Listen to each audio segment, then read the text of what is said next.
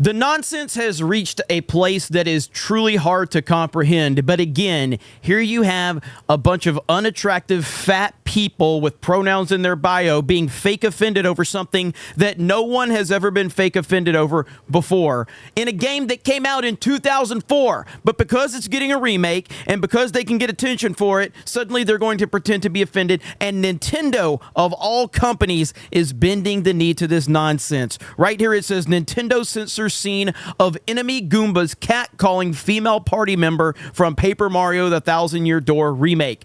Paper Mario The Thousand Year Door came out in 2004. Have you ever heard anyone cry about this? Have we ever heard any complaints? Of course you haven't, because it's ridiculous. And yet here we are, and Nintendo bending the knee to this. And as much as Nintendo has been the gold standard for a lot of people, me included, they are not innocent in all of this. And just recently, we've seen stuff with Pokemon. Pokemon Company doubles down on wokeness with job listing for Director of Diversity, Equity, Inclusion, and Social Responsibility. We also saw the Pokemon Go controversy with the avatars, changing them over to not have any real attractiveness whatsoever, because attractive women are a big problem. But let's look at the actual scene in question from Paper Mario The Thousand Year Door. This is what Nintendo has censored right here. Let's start exploring. Hey man, what's up? Who's the hottie you got there with you? Who's talking? What's up, baby? Why don't you hang out with us for a while? We play real nice. Goombas, be good. Man, what a fine-looking Goomba. What's a fine-looking Goomba doing with a tubby mustache man like that? Oh, it is like so sweet that you boys think I'm cute, seriously. Yeah, guys like you make me feel like totally barfing. Now get out of our way. Ouch, that was cold. What, you're too good for us? Come off it, sister. Nobody zigs us like that. Nobody. Let's get him. Oh, Mario. They're bad guys. They're supposed to be unlikable. You're supposed to cheer against them when they make comments like this that makes you want to defeat them. Oh my God.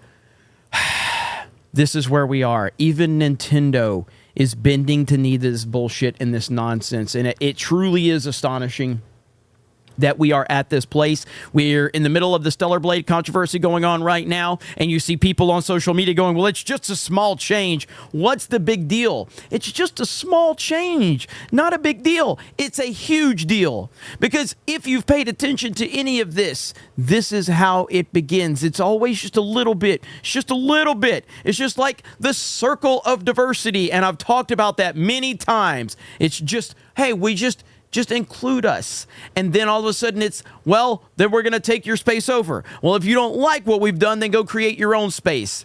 And then, of course, they destroy that very space, and then they try and move in on the new space that people that have passion and talent have created. And it's the cycle or circle of diversity every single time. This is how this starts right here. It's always just a little bit of censorship at first, and then it turns into something far more. This is why people should stand against this completely. I am extremely disappointed with Nintendo. However, I am not surprised at all. I have talked about many times with Nintendo, this is the blessing and the curse of Nintendo, is that they don't pay attention to a lot of this stuff. And that has helped them in a lot of ways, but it's also hurt them in other ways. Now, unfortunately, it seems like even Nintendo is getting caught up in a lot of the social justice propaganda out there and the fake offended crowd. And so that's the latest. We're going to see how this all plays out, but I wanted to give you guys an update on it. You guys have a great day. Thank you very much for checking out this video, and we will talk to you later.